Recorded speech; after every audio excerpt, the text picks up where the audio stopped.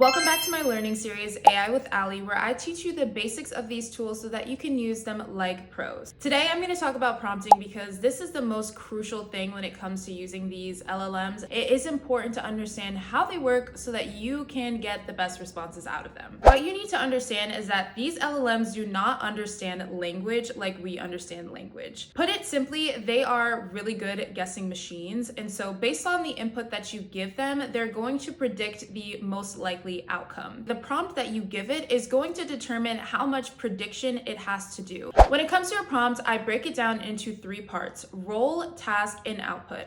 Role. This is the perspective that you want the AI to take over. The benefit of AI knowing so much stuff is that you can tailor its knowledge based on what you want it to do. And you do this by setting a role. Essentially, your role gives the LLM a point of view or a lens that it should think through.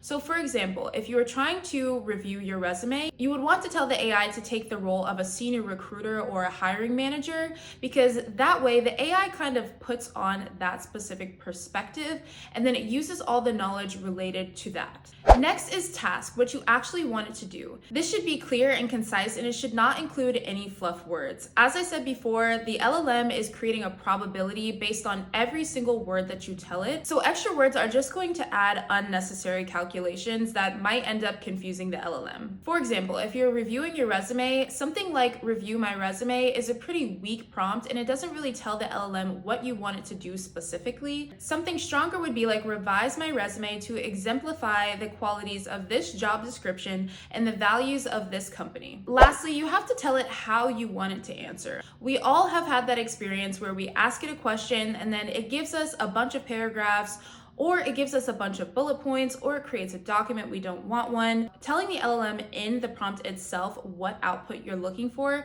can help reduce a lot of that friction in going back and forth with the tool. Additionally, you can give the LLM an example of the output you want it to create, and this is called few-shot prompting.